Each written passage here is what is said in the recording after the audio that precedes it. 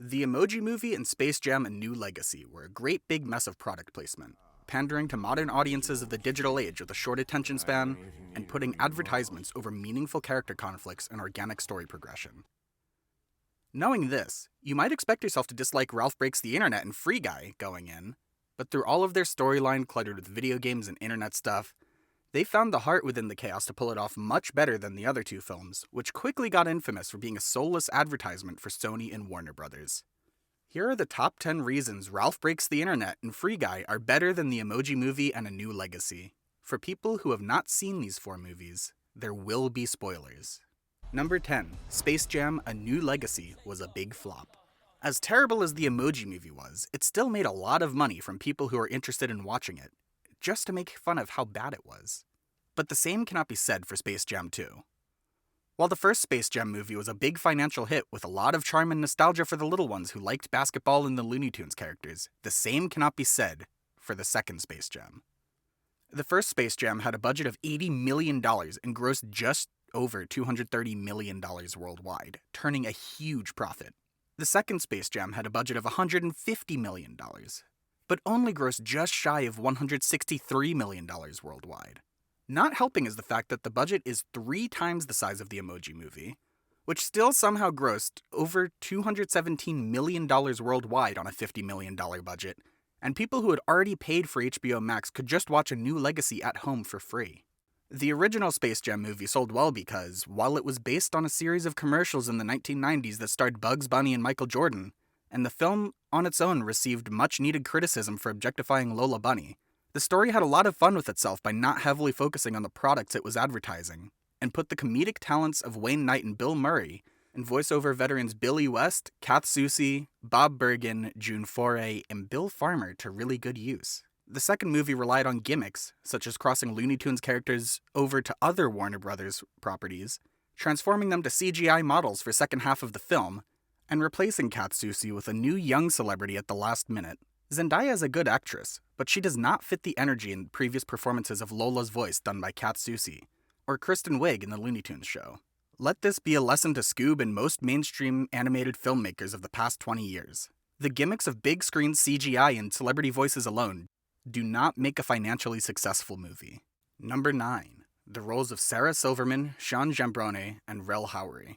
Good performances can save a script, but they can only go so far depending on the quality of material the story gives them to read. All 3 of these actors had a bad or mediocre role in the Emoji Movie and Space Jam 2, but have had better roles in Wreck-It Ralph 2 and Free Guy. Sarah Silverman, along with Steven Yeun of The Walking Dead fame, played an incompetent Warner Brothers executive who wanted to use an algorithm that would sell Warner Brothers properties by throwing LeBron James into them, but she had a great role as Vanellope von Schweetz in both Wreck-It Ralph movies. While she was happy to play in Sugar Rush, she got bored with the same tracks and wanted something unpredictable with Slaughter Race, teaching Wreck-It Ralph that friends do not mutually agree on wanting to keep everything about their life the same. Sean Giambrone had a little role in the Emoji Movie that very much amounted to nothing as Travis, the friend who is just there next to Alex, the Emoji Movie's main phone user. In Ralph Breaks the Internet, he is a charming little e-boy who tells Wreck-It Ralph how much time he has left to pay his bid on eBay. Rel Howery was an entertaining sports announcer in Space Jam 2, but that was just one good little part in a long bad movie. Rel has a much bigger and better role in Free Guy as Buddy. What started out as a typical black best friend character type turned out to be a very valuable role to the story with some emotional depth to him. Buddy's best scene in the entire film was where he told Guy that even if they are not real, the feelings he has for Millie and his quest to rescue the citizens of Free City from experiencing the same armed robberies every day still matter. Number 8. More creative animation, assets, and visuals. A badly written story can make a passable but cheap animation much more obvious. The Emoji Movie has better animation than Norm of the North, Elf Bowling, and Shark Tale, but with a budget of $50 million to Ralph Breaks the Internet's $165 million, it is apparent that the Emoji Movie did not spend too much money or time animating its own assets. Most of the characters are shaped like circles, hearts, or hands, many buildings in Textopolis look the same, the environments in Candy Crush and Just Dance are just a 3-dimensional expansion of assets that were already designed before the movie, and the phone's app map just has cubes with pre-existing logos on them. Ralph Breaks the Internet had a much more creative interpretation of the internet that they actually had to spend many hours animating and rendering, with a wide, futuristic city and cubes that take you from building to building, and many of them have their own unique shapes. The film got especially creative with the interior layouts of eBay, Instagram, and Pinterest. This also applies to the animation and special effects of A New Legacy and Free Guy. The 2D animation of A New Legacy knows how to give Toon World bright colors, but the setting details and movements of the characters look cheap compared to the original Space Jam, when it looks like they spent more money on the CGI upgrades of the same characters, and most of the 3D character models still look really terrible. Not to mention how much time and money is wasted on all the details shoehorning every Warner Brothers property into the surrounding audience. Like most action films of the 21st century, Free Guy has a lot of spectacular special effects and bright colors when Guy puts the game sunglasses on, but unlike other modern action movies that rely too much on CGI, Free Guy is easier to watch because it focuses more on the characters than the action and uses the special effects sparingly only when they need it. Impressive visual sights like the Inception-esque effects of a glass building turning into a bridge across the ocean, and Ryan Reynolds' face being digitally added onto the buff body of Aaron Reed are impressive because there are not a lot of special effects throughout the rest of the movie, like you might see in many DC and Marvel superhero films. Number 7. Products, jokes, and references to outside cartoon characters are better utilized. We all like our massive multiplayer crossovers where our favorite characters come together to fight a common force of evil. Looney Tunes took on two in the past, with Who Framed Roger Rabbit and Cartoon All-Stars to the Rescue. But A New Legacy did not make very good use of its potential in the serververse. It had a few funny moments, with Daffy Duck playing Superman and Bugs Bunny playing Batman, serving as a clever callback to the 1st and 6th episodes of the Looney Tunes show, and King Kong being offended by Algae Rhythm paraphrasing an iconic line from Training Day, but missed out on a golden opportunity to include LeBron's dream team of other big WB characters with Looney Tunes, like Superman, Gandalf, Trinity, King Kong, and the Iron Giant. When characters from other WB properties do come together, they're all just crammed into the audience surrounding the game, even ones that are not appropriate for kids who watch Looney Tunes, like A Clockwork Orange and Game of Thrones. Ralph Breaks the Internet was much more creative with how it implemented characters from Disney properties in Oh My Disney. The Stormtroopers were security guards chasing after Vanellope, and the Disney princesses ask Vanellope what kind of princess she is and bring up all the princess cliches for Vanellope to make fun of them. Rapunzel talks about having a big, strong man rescue her, and the climax of the film has a big role reversal in which Wreck-It Ralph is a big, strong man that the princess needs to rescue. Number 6. Oh My Disney only takes up 6 minutes of Wreck-It Ralph 2, unlike the WB serververse in Space Jam 2.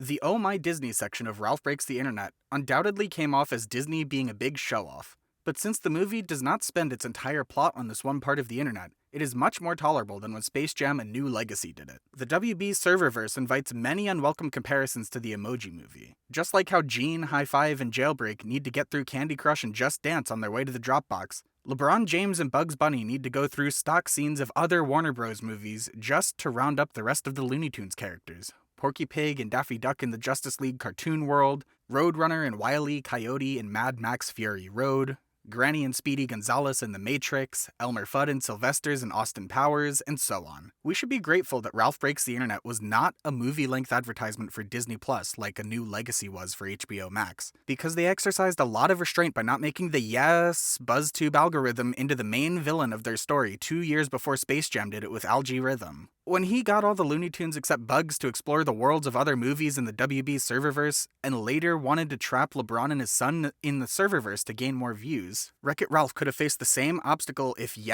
got the characters in Mr. Litwack's arcade to explore different areas of the internet and wanted to keep Ralph in BuzzTube against his will, even after he got all the money he needed to buy the spare steering wheel for Sugar Rush. Number 5. Better story integration of modern gaming technology. Writing a film or a TV show that integrates modern video game culture or following trends of internet fame always runs the risk of pandering and being quickly outdated if you do not know what you are doing. The Emoji Movie is notorious for not understanding how smartphone technology works, or the writers deliberately ignore what they do know just for the movie to have a plot at all. Alex did not need to book a phone appointment for a factory reset when that is a basic feature of most cell phones. He should not have been able to stop things on the phone from being deleted midway, and the phones do not have a firewall where you need a password for the cloud. If you can get past all of that, the rest of the movie's plot is not interesting enough to justify welcome to the world inside your phone. A New Legacy is quite a stark contrast from the first Space Jam film. building an entire plot around video game and servers when the first movie from the 1990s barely has any reliance on technology, if at all. The life-sized version of Dominic James's video game with live stream audiences looks cool and all, but it's all just flashy glitz and glamour to distract us from the fact that the main story sidelines the Looney Tunes characters to focus on LeBron James not getting along with his son for choosing to pursue video games instead of basketball. Ralph Breaks the Internet and Free Guy make much better use of their premise of online gaming. Wreck-It Ralph and Vanellope need to leave their old-fashioned arcade and go to the internet to buy a wheel to save Sugar Rush by any means possible. First going into an online car racing game called Slaughter Race to get $30,000 for Shank's car. Then Wreck-It Ralph finds a different way to get $30,000 by making amusing BuzzTube videos. Ralph quickly becoming a famous figure on the internet by doing cool things on BuzzTube also happens in Free Guy, where Guy levels up by helping people and racks up to $300,000 in the process. Free Guy tells a great story for modern audiences that is equal parts action, romance, and online gaming culture when Guy loves Millie and has to help her save the game he lives in by getting to the island to retrieve her original code. Also, we got to hand it to Rel Howery for giving us a stellar performance in both of these 2021 movies. He acts just like your buddy who likes to commentate on video games. Number 4. More focus on the story than random product placement to delay the plot.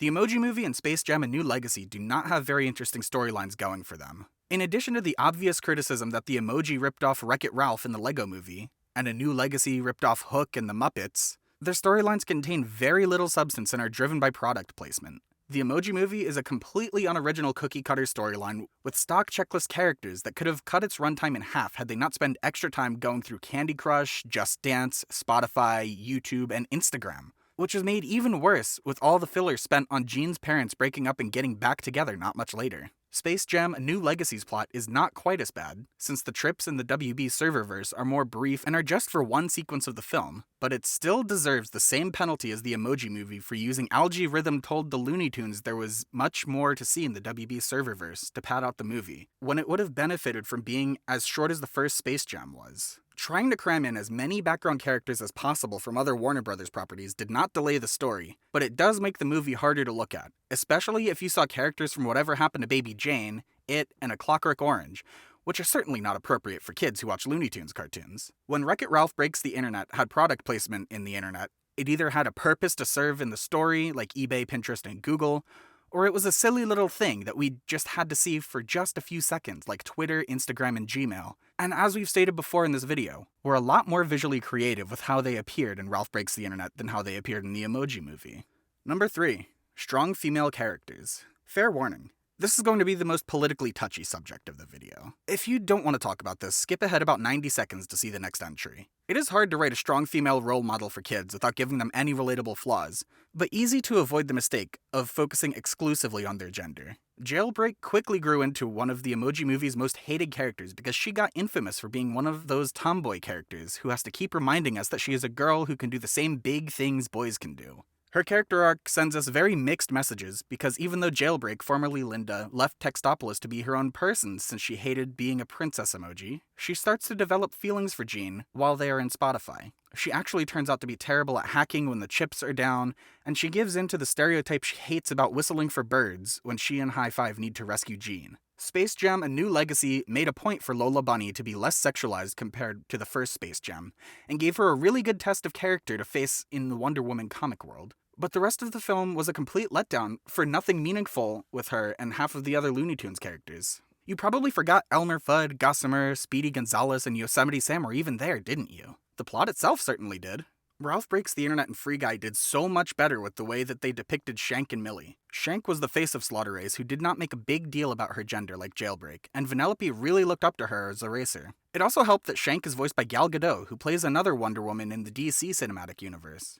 Free Guy makes a much better case than the Emoji Movie for Girls Can Code with Millie, who functions well as the female lead because she focuses a lot more on her mission of retrieving the missing code in Free City than she focuses on feminism. Millie and Walter get equal recognition for the game Life itself, and both are up against Antoine when he wants to steal credit for remaking their code in Free City. Number 2. Free Guy is much better than A New Legacy at having a self-referential villain. The main villain of Space Jam: A New Legacy is an algorithm aptly named Algorithm, who wants to throw LeBron James into every property of Warner Brothers in hopes that it will spark the interest of adoring fans. LeBron himself tells Warner Brothers executives that this is a bad idea, but when he loses his son in the serververse and needs to help Bugs Bunny reunite the rest of the Looney Tunes, that is what this movie becomes. A New Legacy had some great ideas with loads of potential and a massive WB serververse crossover, but when LeBron doesn't get to include any major WB characters from his dream team with the rest of the Looney Tunes characters, A New Legacy just throws LeBron and the Looney Tunes into archived scenes from Casablanca, Austin Powers, The Matrix,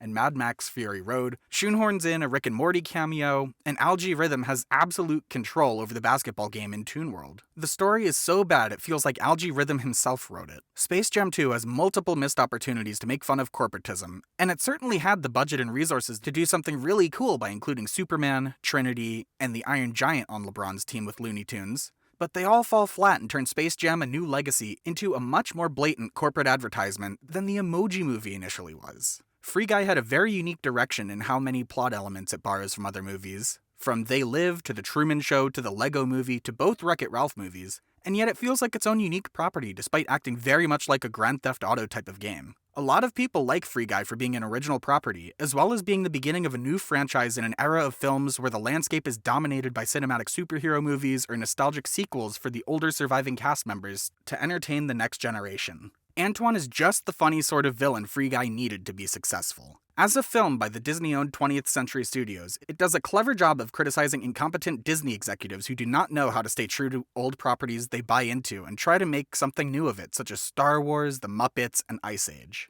If you are a 20th Century Studios executive watching this, I hope you save half of Free Guy's profits to restart Blue Sky Studios. Antoine's basic argument is, why make something original and different when I can give you more of the same things you liked before?